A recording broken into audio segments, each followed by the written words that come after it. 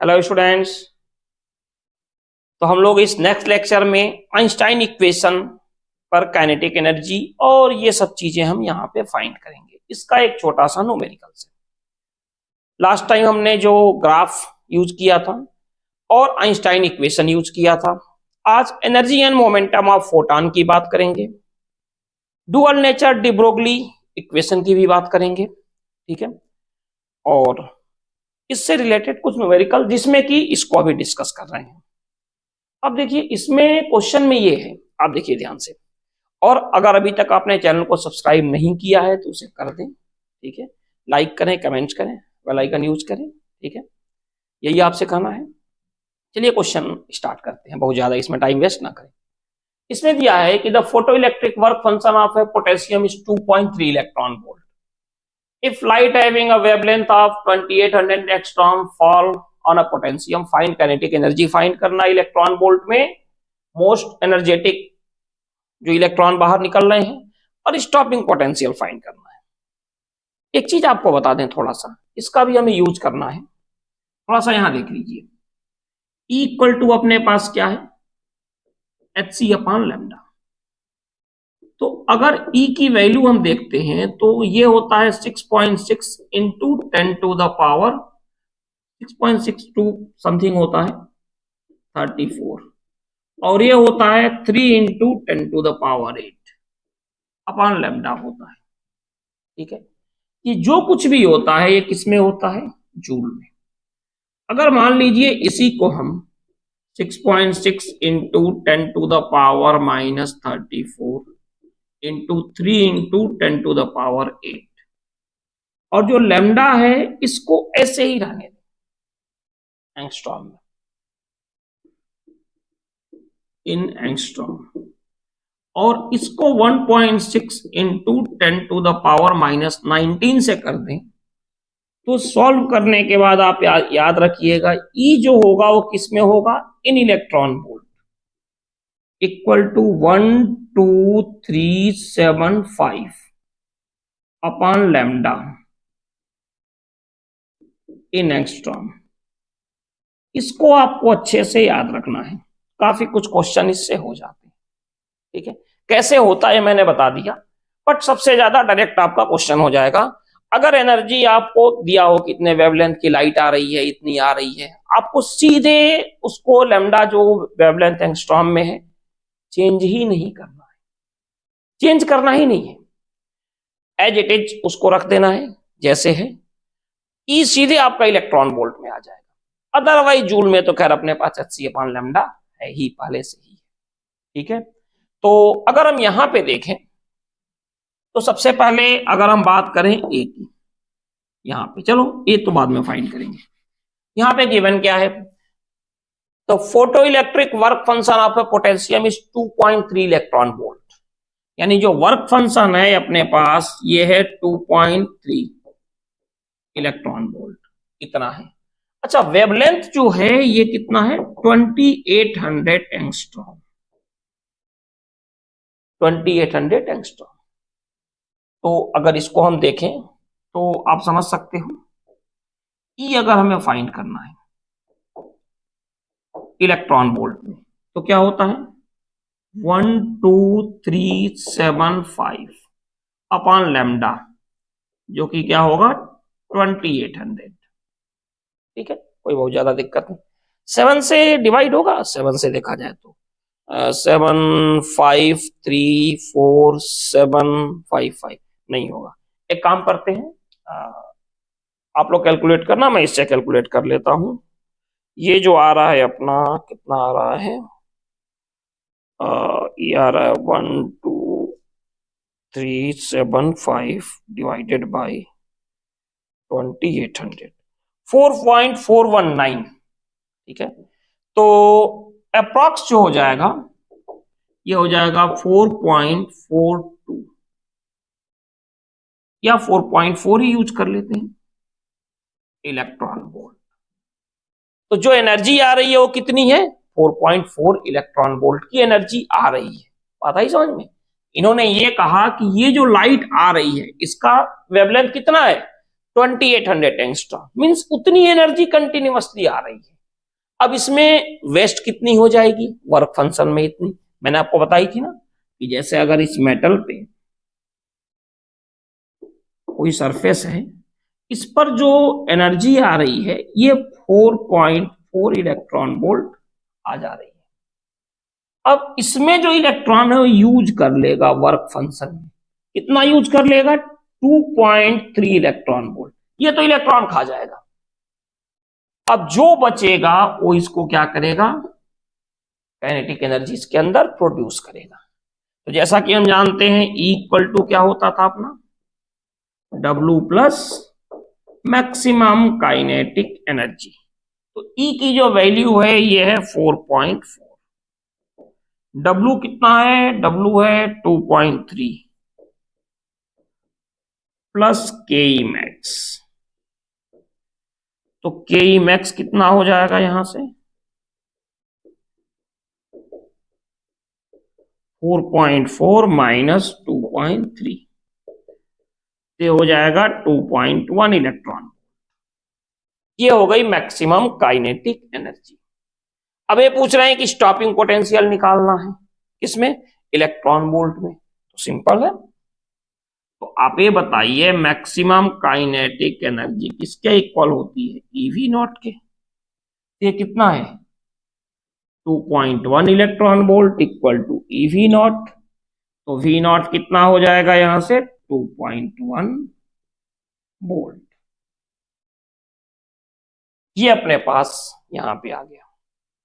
अब इसके बाद हम बात करेंगे, सिंपल न्यूमेरिकल है, काफी बहुत ज्यादा कुछ है नहीं, बस इसका यूज कीजिएगा, आगे से डायरेक्ट हम इसी का यूज करेंगे।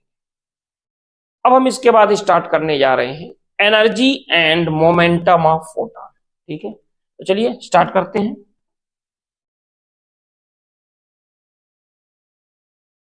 तो हम यहां पे बात करने जा रहे हैं energy and momentum of photon, और इसी बेस पे हम डुअल नेचर की बात करेंगे। डुअल नेचर क्या होता है, ठीक है, अगर हम बात करें कि डुअल नेचर क्या होता है,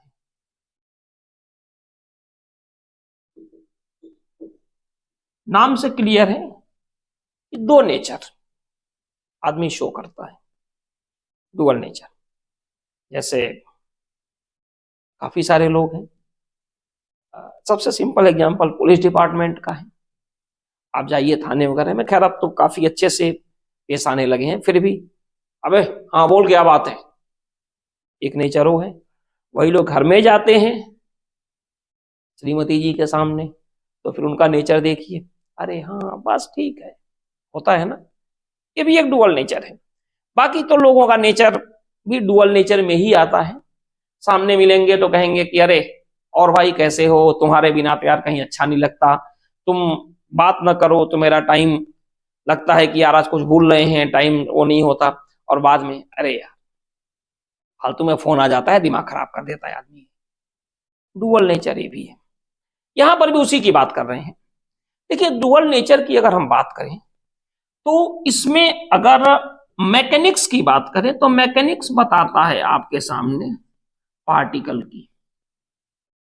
मैकेनिक्स जो है जिसमें मास की बात करते हैं, एक्सेलरेशन की बात करते हैं, फोर्स लगाते हैं, तो वहां पे कौन सा नेचर है, पार्टिकल नेचर, जो कि किसमें आता है, क्लासिकल फिजिक्स में। ठीक है, लेकिन अगर यही हम बात करें ऑप्टिक्स की, तो यहां पे कौन सा नेचर आता है, वेव नेचर आता है। ऑप्टिक्स की बात करें तो वेव नेचर आता है। अब ये लगता है कि यार ये पार्टिकल नेचर और वेव नेचर ये कैसे, तो देखिए एक चीज आपको बताएं, क्लासिकल फिजिक्स है ना, जैसे अपने पास क्लासिकल फिजिक्स के दो सबसे स्ट्रॉन्ग पिलर थे, Coulombs and Newton, mainly Newton then Coulombs, सबसे स्ट्रॉन्ग पिलर थे। मॉडर्न फिजिक्स जब आती है तो वहां पे अपने साथ आ जाते हैं आइंस्टाइन। अब देखिए इसमें भी अगर कहा जाए तो पार्टिकल नेचर जो हम लोग न्यूटन्स लॉ करते हैं, पुली सिस्टम होता है, इसमें पार्टिकल नेचर का हम डिस्कशन करते हैं। लेकिन वही एक साइंटिस्ट है यंग्स डबल स्लिट एक्सपेरिमेंट, जहां पे इन्होंने लाइट इसके वेव नेचर की भी स्टडी किया। ठीक है, ये दोनों चीजें आ गई। फिर मैंने जैसा कि लास्ट लेक्चर में आपको बताया था 1905 में आइंस्टाइन ने एक पार्टिकल बताया और वेव भी बताया जिसका कि नाम इन्होंने रखा फोटॉन, ये नाम था। ठीक है, फोटॉन एक ऐसी चीज है जो कि डुअल नेचर शो करता है, पार्टिकल नेचर भी और वेव नेचर भी। ठीक है, तो ये चीज क्लियर है कि अगर हम बात करें मैकेनिक्स की, क्योंकि देखिए होता क्या है कि इसके पहले 1905 से पहले हम लोग पार्टिकल नेचर और वेव दोनों को सेपरेटली मानते थे, केवल सेपरेट नहीं इंडिपेंडेंट मानते थे। ये मानते थे कि भाई इनका अलग नेचर है, इनका अलग नेचर है। जैसे हम कहते हैं ना क्लास 11th में बेसिक क्वांटिटी, बेसिक क्वांटिटी क्या होती है? हम कहते हैं बेसिक क्वांटिटी होती है जो इंडिपेंडेंट होती है, जैसे लेंथ, मास, टाइम, ये मानते थे ना, करंट, टेम्परेचर, लुमिनस इंटेंसिटी और अमाउंट ऑफ सब्सटेंस, ये मानते थे बेसिक इंडिपेंडेंट होता है। क्यों होता है? क्योंकि हम लोग ये बोलते थे कि आपसे पूछा जाए इस मार्कर की लेंथ कितनी है, तो आप कहोगे चलो भाई 10 सेंटीमीटर है, ये नहीं कहोगे 5 kg है। दुकान पे कोई सामान लेने गए, आपने कहा शुगर दे दीजिए, पूछेगा कितना, तो आप यही कहोगे 1 kg, 5 kg, 10 kg, ये नहीं करोगे 2 मीटर, क्योंकि इंडिपेंडेंट है। बिल्कुल ऐसे ही पहले हम ये मानते थे कि पार्टिकल नेचर और वेव नेचर दोनों के दोनों इंडिपेंडेंट है, और इसका लॉजिक भी था। लॉजिक काफी हद तक यहाँ पे मैकेनिक्स में मिलता था, पार्टिकल नेचर का, और यंग डबल स्लिट एक्सपेरिमेंट में किसका मिलता था? वेव नेचर का। लेकिन 1905 पे आइंस्टाइन जी ने बहुत अच्छा चीज दिया, और वो दिया फोटॉन। फोटॉन के साथ क्या है कि फोटॉन हमारे लिए क्या करता था? पार्टिकल नेचर भी शो करता था और वेव नेचर भी शो करता था। ये दो चीजें आती थी। तो इस बेस पर हम एनर्जी और मोमेंटम इन दोनों की बात करते थे। तो फाइनली मैंने यही आपसे कहा था कि अपने पूरी मैकेनिक्स के दो सबसे स्ट्रॉन्ग पिलर्स थे, मैकेनिक्स क्लासिकल फिजिक्स के, सॉरी क्लासिकल फिजिक्स के Coulomb's and Newton, and modern physics के आइंस्टाइन।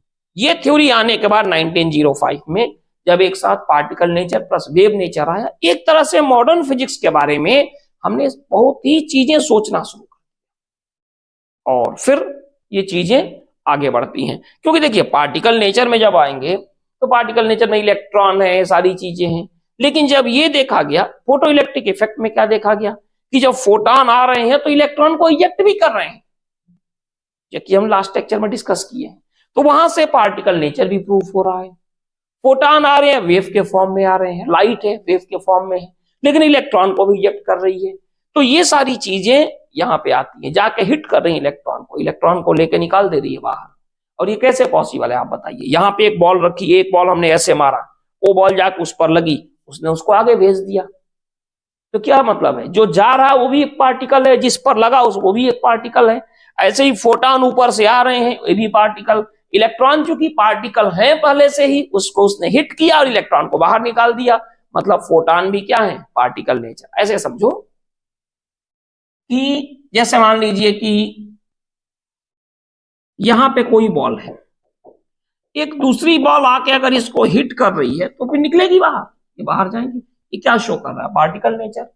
यहां पे फोटॉन आ रहे हैं, हमने आपको बताया डिस्क्रीट फॉर्म में, ये आए और सरफेस पर जो इलेक्ट्रॉन इसको हिट किया, एक डिजायर फ्रीक्वेंसी की लाइट है, इलेक्ट्रॉन बाहर निकलने लगे।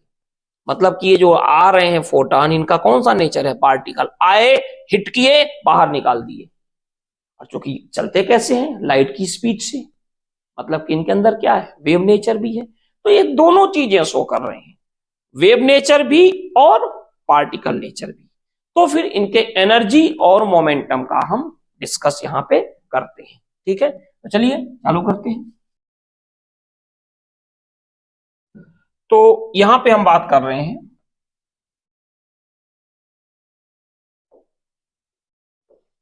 Energy and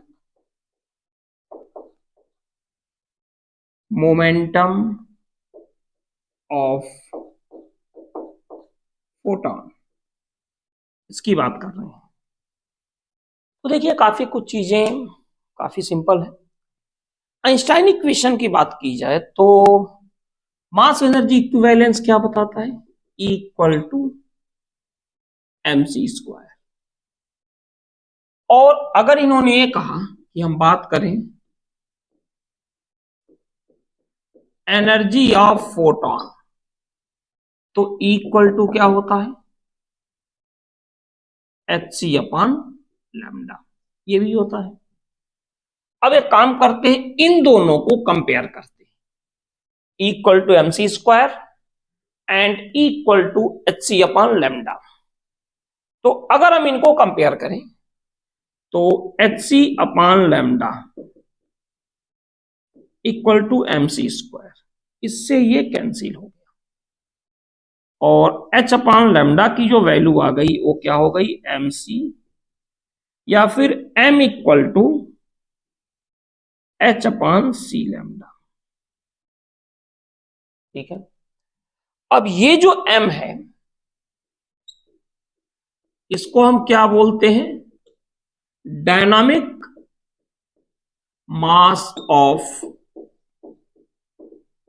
photon.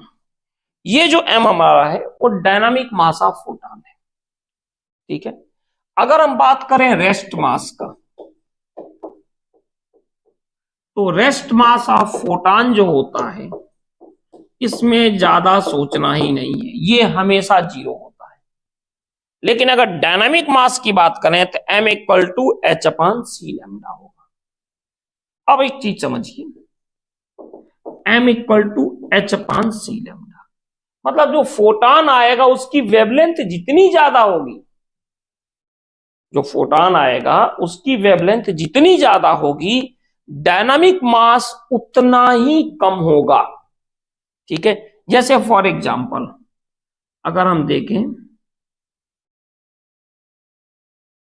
तो डायनामिक मास और लैम्डा का जो रिलेशन होगा, अगर हम यहां से देखें h constant c constant, m क्या हो गया, इनवर्सली प्रोपोर्शनल टू लैम्डा।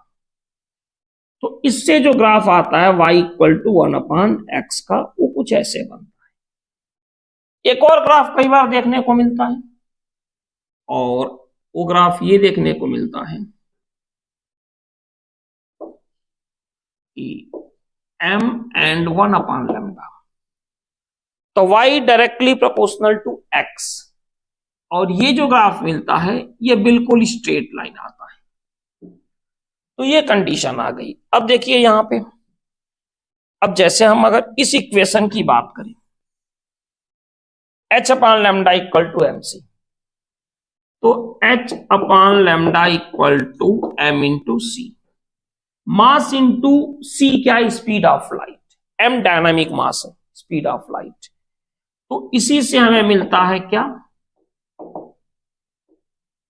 ये हो गया p momentum equal to h upon lambda. तो मोमेंटम और लैम्डा का भी, मोमेंटम ऑफ फोटॉन और लैम्डा का भी जो ग्राफ होगा p inversely proportional to lambda, और ये भी उसी टाइप का ग्राफ होगा p और लैम्डा का, y equal to 1 upon x, जो यहां पे बन रहा था, या p 1 अपॉन लैम्डा का जो ग्राफ होगा आप समझ सकते हैं, p एंड 1 अपॉन लैम्डा का, ये क्या होगा, स्ट्रेट लाइन होगा। अब एक चीज समझिए, कई बार ये पूछते हैं, काफी सिंपल क्वेश्चन है, जैसे इन्होंने ये कहा कि, यहां समझिए, तो जैसे अभी हम डिस्कस कर रहे थे, p इक्वल टू क्या हो गया, h अपॉन लैम्डा, तो lambda equal to h upon p, काफी सिंपल है। जैसे कहा जाए कि एक इलेक्ट्रॉन, एक प्रोटॉन, एक अल्फा पार्टिकल, एक इलेक्ट्रॉन, एक प्रोटॉन और एक अल्फा पार्टिकल। ठीक है, इतने हैं। इन तीनों के क्या है, सेम मोमेंटम है। क्लियर है, एक इलेक्ट्रॉन है, एक प्रोटॉन है, एक अल्फा पार्टिकल है, तीनों सेम के पास सेम मोमेंटम है। तो आपको यह बताना है कि वेवलेंथ क्या होगा। देखिए, एक तो मोमेंटम से रिलेटेड आता है, एक आता है एनर्जी से रिलेटेड। तो अब आप यहां पे देख सकते हो कि अगर मोमेंटम सेम है तो एच तो हमेशा कांस्टेंट रहेगा। तो अगर सबके मोमेंटम सेम है, एच कांस्टेंट है, इसका मतलब सबका वेवलेंथ भी क्या होगा, सेम होगा। यानी कि जो लैम्डा इलेक्ट्रॉन का होगा वही लैम्डा क्या होगा, प्रोटॉन का, वही लैम्डा किसका होगा, अल्फा पार्टिकल का। तो अगर पार्टिकल्स के पास अल्फा पार्टिकल, प्रोटॉन, इन सब के पास न्यूट्रॉन भी ले लो, ठीक है, अगर इनके मोमेंटम सेम है तो इनका जो वेवलेंथ होगा वो भी बिल्कुल सेम होगा। मास की बात नहीं हो रही है, मोमेंटम की बात हो रही है। सेम मोमेंटम से जा रहे हैं, ठीक है। अच्छा, मान लीजिए अगर ये कहा जाए कि सेम मोमेंटम तो ठीक है। अब देखिए, अगर पार्टिकल की हम बात कर रहे हैं तो lambda equal to H upon momentum. मान लीजिए कोई भी पार्टिकल एम मास का किस वेलोसिटी से जा रहा है, वी वेलोसिटी से। अभी डुअल नेचर कैसे आता है ये भी डिस्कस करेंगे। एम मास का पार्टिकल वी वेलोसिटी से जा रहा है तो लैम्डा इक्वल टू क्या हो जाएगा, एच अपान पी, या lambda equal to H upon M V. अब आपसे कहा जाए कि चलो भाई ऐसा कीजिए कि एक इलेक्ट्रॉन, एक प्रोटॉन और एक अल्फा पार्टिकल कैसे जा रहे हैं, अब जा रहे हैं सेम स्पीड से। इलेक्ट्रॉन, प्रोटॉन, अल्फा पार्टिकल कैसे जा रहे हैं, सेम स्पीड से। अब आप ये बताइए कि इस केस में स्पीड सेम है, अब मोमेंटम सेम नहीं है। जो पिछला पार्ट था उसमें हमने क्या मान लिया था कि सबका मोमेंटम सेम है। अब अगर सबकी स्पीड सेम है तो फिर आप बताइए कि वेवलेंथ का रेशियो कैसे होगा। तो देखो यहां पे एच सेम है, भी सेम है, यानी लैम्डा जो है वो इनवर्सली प्रोपोर्शनल टू एम। अगर सबकी स्पीड सेम है तो जिसका मास ज्यादा होगा सबसे कम वेवलेंथ उसका होगा। तो ये बताइए कि इलेक्ट्रॉन, प्रोटॉन, अल्फा पार्टिकल में सबसे ज्यादा मास किसका होता है, अल्फा पार्टिकल का। इसका मतलब कि सबसे जो कम वेवलेंथ होगा वो किसका होगा, अल्फा पार्टिकल। सबसे कम हो गया। अल्फा पार्टिकल के बाद क्या हो गया, प्रोटॉन का मास। तो क्लियर है कि प्रोटॉन का मास कम होता है, इसका वेवलेंथ क्या होगा, उससे भी ज्यादा होगा। और सबसे कम मास आपको पता है इलेक्ट्रॉन का है, तो सबसे ज्यादा मास किसका होगा, इलेक्ट्रॉन का। तो ये तो कंडीशन तब हो गई कि दो तीन पार्टिकल्स हैं, सेम मोमेंटम से जा रहे हैं, सेम वेलोसिटी से जा रहे हैं, और उस कंडीशन में वेवलेंथ का क्या, कैसे, किस तरह से होगा, ये हम यहां पे डिस्कस कर रहे हैं, ठीक है। अब इसके बाद आगे आते हैं और बात करते हैं कि डुअल नेचर हम कैसे बताएंगे, क्या होगा इस तरह से, ठीक है। तो चलिए उसको भी आगे करते हैं, डुअल नेचर। तो अब हम बात करने जा रहे हैं यहां पे डुअल नेचर की। डुअल नेचर क्या होता है, डुअल नेचर ऑफ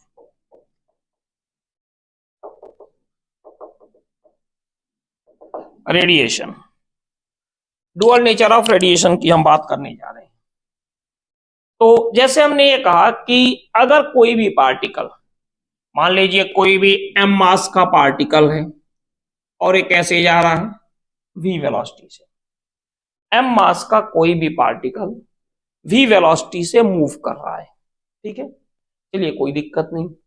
एम मास का पार्टिकल वी वेलोसिटी से जा रहा है तो P इक्वल टू क्या होता है, एच अपान लैम्डा, या फिर lambda equal to H upon P, या फिर lambda equal to H upon M V. ये केस आ गया। अब एज्यूम कर लीजिए कि अगर कंडीशन क्या हो, इफ v इक्वल टू 0, अगर पार्टिकल किसमें हो, v0 यानी कि रेस्ट में हो। तो अगर ये रेस्ट में है तो इस केस में जो लैम्डा होगा ये क्या होगा, इनफाइनाइट। जो लैम्डा होगा वो इनफाइनाइट होगा। लैम्डा वेवलेंथ आप भी जानते हो क्या होता है, distance cover by the wave to complete one cycle. एक साइकिल को पूरा करने में जो डिस्टेंस वेव कवर करती है वो क्या होता है, लैम्डा। अब इनफाइनाइट का मतलब कि साइकिल ही नहीं बनेगा, तो यानी कि वेव नेचर तो इसमें नहीं मिला हमें, वेव नेचर की बात करें तो ये तो नहीं मिला, मिला ही नहीं। इसके पास लैम्डा इनफाइनाइट का मतलब अब एम मास तो है इसके पास, तो एम मास है तो क्या हो गया, केवल और केवल क्या मिला, पार्टिकल नेचर। यानी कि अगर कोई भी बॉडी रेस्ट में है तो उसने क्या शो किया, पार्टिकल नेचर। अच्छा, अगर कंडीशन हम ये मान लें if v is not equal to 0, अगर v 0 नहीं है इसका मतलब लैम्डा क्या होगा, lambda is not equal to क्या, इनफाइनाइट। लैम्डा अब इनफाइनाइट तो नहीं होगा, इसका मतलब क्या हो गया कि यह वेव नेचर भी शो करेगा प्लस क्या शो करेगा, पार्टिकल नेचर। भाई पार्टिकल नेचर तो इसके पास है ही ऑलरेडी, इसमें तो कोई डाउट ही नहीं है, ठीक है। और इसी को हम बोलते हैं, क्या बोलते हैं, डुअल नेचर, ठीक है। ये अब एक चीज और आती है कि क्या ये जो वेव है जो ये प्रोड्यूस कर रहा है, ये वेव इलेक्ट्रोमैग्नेटिक वेव है, तो आपका आंसर होगा no, it is a matter wave, ठीक है। ये मैटर वेव है। अगर चार्ज पार्टिकल है तो इलेक्ट्रोमैग्नेटिक वेव प्रोड्यूस करेगा, वो भी एक्सेलरेशन होगा तब, ठीक है। तो ये कंडीशन भी आती है अपने पास कि ये आगे डुअल नेचर, इसी को बोलते हैं। तो क्लियर है कि अगर ये रेस्ट में है तो क्या शो करेगा, ओनली क्या कहते हैं इसको, पार्टिकल नेचर। और अगर ये मोशन में है तो क्या शो करेगा, पार्टिकल प्लस वेव नेचर। और इसी को हम बोलते हैं डुअल नेचर या डुअल नेचर ऑफ रेडिएशन, ठीक है। फिर अपने पास एक साइंटिस्ट है जिनका नाम था डी ब्रोगली, तो चलो उनको भी थोड़ा डिस्कस करें। तो जैसा कि मैंने बताया, अगर ये चार्ज पार्टिकल है तो चार्ज पार्टिकल क्या प्रोड्यूस करेगा, इलेक्ट्रोमैग्नेटिक वेव। और अगर चार्ज पार्टिकल नहीं है तो क्या प्रोड्यूस करेगा, मैटर वेव। तो देखिए इसमें एक साइंटिस्ट है जिनका कि नाम था डी डी ब्रोगली, ये साइंटिस्ट है डी ब्रोगली। इन्होंने 1905 में आइंस्टाइन ने ये पार्टिकल नेचर बताया, वेव नेचर और पार्टिकल नेचर, फोटॉन थ्योरी को बताया, एक्सप्लेन किया। उसके 19 ईयर बाद यानी कि 1924 में इन्होंने इसको डिस्कस किया। 1924 में ये कहा कि जो चार्ज पार्टिकल हैं ये इलेक्ट्रोमैग्नेटिक वेव प्रोड्यूस करेंगे। तो आइए फिर देखते हैं हम लोग डी ब्रोगली वेवलेंथ ये हम निकालेंगे। तो इन्होंने ये कहा था कि जैसे काइनेटिक एनर्जी की बात करने जा रहे हैं, काइनेटिक एनर्जी से रिलेट करके, तो मान लीजिए कि अगर कोई m मास की बॉडी है, इसको चार्ज q है और यहां से इसको हम क्या ला रहे हैं, मोशन में, तो क्लियर है कि ये क्या प्रोड्यूस करेगी, वेवलेंथ। अब ये जो वेवलेंथ प्रोड्यूस करेगी हम उसी का डिस्कशन करने जा रहे हैं। तो देखिए कैसे, जो काइनेटिक एनर्जी होती है आपको भी पता है क्या होता है, हाफ एम वी होता है ना। इसमें ऊपर और नीचे हम m का मल्टीप्लाई कर दें, तो जो काइनेटिक एनर्जी हो गई ये क्या हो गई, m square v square upon 2m। तो जो काइनेटिक एनर्जी क्या हो गई, 2m इक्वल टू एम भी का स्क्वायर, ठीक है। मास इंटू वेलोसिटी क्या हो जाएगा, momentum square equal to 2km या p equal to under root 2km, ये हो गया, ठीक है। अब देखिए जैसा कि हम भी जानते हैं p इक्वल टू क्या होता है, h अपान लैम्डा। तो जहां p है वहां पे क्या पुट कर दें, under root 2km equal to h upon lambda, या फिर फाइनली लैम्डा इक्वल टू क्या हो गया, h अपॉन रूट 2km, ये, और इसी को हम बोलते हैं डी ब्रोगली वेवलेंथ। अब देखिए इसमें एक चीज और आती है, अगर चार्ज पार्टिकल को हमने एक्सलरेट किया, अगर चार्ज पार्टिकल को एक्सलरेट किया भी पोटेंशियल से, तो आप भी जानते हो कि जो काइनेटिक एनर्जी हो कितना होगा, क्यू भी। तो लैम्डा इक्वल टू क्या होगा, h upon under root 2qvm। यानी यहां पर हमें एक चीज देखने को मिली, सबसे पहले तो ये मिला lambda inversely proportional to root Q, फिर हमें क्या मिल गया, lambda inversely proportional to root V, और फिर क्या मिल गया, lambda inversely proportional to root M. यानी कि अगर हम पोटेंशियल इंक्रीज कर रहे हैं, चार्ज इंक्रीज कर रहे हैं या मास इंक्रीज कर रहे हैं, दोनों ही तीनों कंडीशन में लैम्डा की वैल्यू क्या होगी, डिक्रीज होगी। यानी कि यहां से हम ये कह सकते हैं कि लैम्डा और क्यू का जो ग्राफ होगा, लैम्डा और क्यू का y equal to 1 upon root X का ग्राफ होगा, कुछ ऐसा। सेम ये ग्राफ भी होगा लैम्डा और भी का, ये ग्राफ भी ऐसे ही बनेगा, और लैम्डा और m का भी ग्राफ ऐसे ही बनेगा, y equal to 1 upon root x.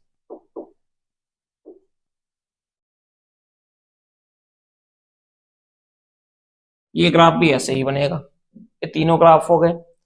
अब जैसे इसमें कई बार कंडीशन आती है, जैसा अभी अभी हमने आपसे कहा कि अगर मान लीजिए कि फोटॉन का मास है, फोटॉन छोड़ दीजिए, अल्फा पार्टिकल, प्रोटॉन, इलेक्ट्रॉन, ये तीनों जा रहे हैं विथ सेम काइनेटिक एनर्जी से, proton,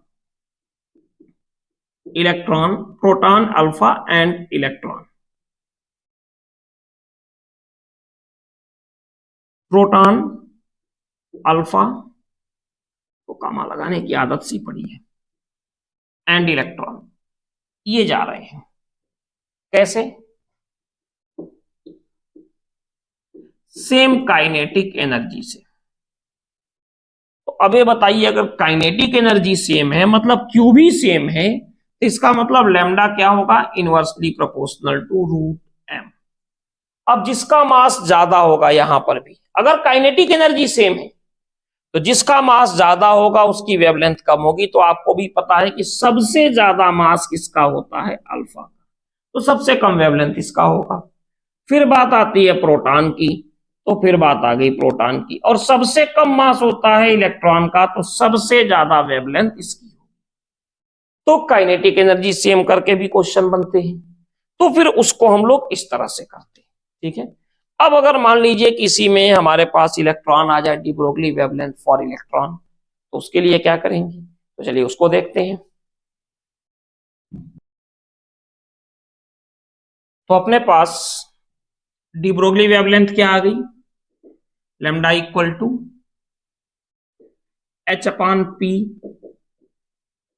h upon M V, h upon under root 2km and h upon under root 2qvm। ये अपने पास हो गई डी ब्रोगली वेवलेंथ।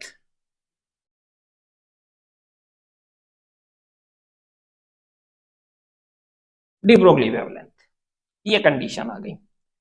अब इसमें चार्ज पार्टिकल की बात हो ही रही है, इलेक्ट्रोमैग्नेटिक वेव प्रोड्यूस करेंगे, ठीक है। अब इसमें जैसे मान लीजिए अगर इलेक्ट्रॉन है, तो फिर क्या होगा, अगर हम बात करें फॉर इलेक्ट्रॉन, तो इस केस में क्या होगा, Q किसके इक्वल हो जाएगा, E के। अगर इलेक्ट्रॉन की बात करें तो Q किसके इक्वल होगा, E के। तो लैम्डा इक्वल टू क्या होगा, H upon under root 2 QVm, ये अपने पास हो गया। अब देखिए अगर हम इनकी वैल्यू पुट करें तो H की value 6.6 into 10 to the power -34 upon under root, अच्छा Q के प्लेस पे यहां क्या आ जाएगा, E, Q के प्लेस पे आ गया E, तो 2 इंटू E हो गया 1.6 इंटू 10 टू द पावर -19, भी ऐसे ही रहने दीजिए, और ये हो गया 9.1 इंटू 10 टू द पावर -31, ठीक है। तो फाइनली जो लैम्डा की वैल्यू आती है वो आता है अंडर रूट 150 अपान V एंगस्ट्रॉम। तो इससे हम डायरेक्ट निकाल सकते हैं। तो यहां पे क्या कंडीशन आ गई कि जितना ज्यादा पोटेंशियल होगा, हाई पोटेंशियल से इलेक्ट्रॉन को एक्सेलरेट करेंगे, क्या होगा, उतनी ही कम वेवलेंथ प्रोड्यूस होगी। क्लियर है, क्योंकि देखिए पोटेंशियल अगर हाई होगा तो एनर्जी भी क्या होगी, ज्यादा होगी, और आपको भी पता है कि जितनी ज्यादा एनर्जी होती है वेवलेंथ उतनी ही कम होती है, फ्रीक्वेंसी उतनी ज्यादा होती है, equal to Hc upon lambda से, ठीक है। अब इसमें एक छोटा सा क्वेश्चन आता है, जेई 2010 में इसको पूछा गया था, ठीक है, तो उसको भी हम लोग करते हैं थोड़ा सा। ये क्वेश्चन था जेई 2010 का, ऑब्जेक्टिव था, बट ऑप्शन हमने नहीं लिखा, ठीक है, टाइम लगता है। बाद में मैं जो पीडीएफ डालूंगा उसमें सारी चीजें रहेंगी आपके लिए, ठीक है, डिस्क्रिप्शन में गूगल ड्राइव का लिंक देकर, और मैं पीडीएफ डाल दूंगा तो आप उसे कर सकते हैं, ठीक है। तो चलिए इसमें देखते हैं। क्वेश्चन में है an alpha particle and a proton are accelerated from rest by a potential difference 100 volt. अब हमें रेशियो फाइंड करना है, लैम्डा पी क्या है, wavelength of proton, and lambda alpha क्या है, वेवलेंथ ऑफ अल्फा पार्टिकल। तो हम उसी का यहां पे डिस्कशन करने जा रहे हैं। लैम्डा इक्वल टू आपको भी पता है लैम्डा क्या होता है, H upon under root 2 QVm, 2QVm, इसकी हम बात करने जा रहे हैं। अब थोड़ा सा मैं आपको बताने जा रहा हूं, अगर हमने मान लिया कि मास ऑफ प्रोटॉन m है, एज्यूम कर लो, तो मास ऑफ अल्फा पार्टिकल क्या होगा, 4m होना ही है। और इन केस ऑफ अगर चार्ज ऑफ प्रोटॉन E है तो चार्ज ऑफ अल्फा पार्टिकल क्या होगा, 2e, इतना ही होगा। इसको हम देख लें, लैम्डा प्रोटॉन का क्या होगा, H upon under root 2e, भी कितना है 100, और मास कितना है प्रोटॉन का m। इसी तरह से लैम्डा अल्फा पार्टिकल क्या होगा, H upon under root 2 into, ये हो गया 2e, पोटेंशियल तो 100 ही रहेगा, और मास हो गया 4m। अब अगर इनको हम डिवाइड करते हैं lambda proton to lambda alpha, तो आप देख लीजिए H से H कैंसिल हो जाएगा, रूट में आ जाएगा, ये सब कैंसिल हो जाएंगे, क्या होगा 8:1, यानी जो आंसर था वो क्या था, अप्रॉक्स 3, ठीक है। तो ये था, इसके अलावा ये तो मैंने ऐसे दे दिया, बाकी मॉडर्न फिजिक्स के क्वेश्चंस अभी एक बार ये चैप्टर हो जाए तो फिर इसकी पीडीएफ भी मैं डाल दूंगा, और फिर उसका हम लोग डिस्कशन भी करेंगे, फोटो इलेक्ट्रिक इफेक्ट और डी ब्रोगली से रिलेटेड जो क्वेश्चन बनेंगे, और एटम न्यूक्लियाई, ये सब चीजें आगे होंगी, ठीक है। तो चलिए मिलते हैं हम लोग नेक्स्ट लेक्चर में इसके बाद, ठीक है। और अभी तक अगर आपने सब्सक्राइब नहीं किया है तो इसको सब्सक्राइब कर दें, और दूसरे से भी करवाएं, कोशिश करें, और इतनी चीजें एक्सपेक्टेशन आपसे रहती है, शेयर करें, ताकि हम लोग भी थोड़ा सा और मनोबल हम लोगों का बना रहता है इससे, ठीक है। तो चलिए मिलते हैं नेक्स्ट लेक्चर में। Thank you.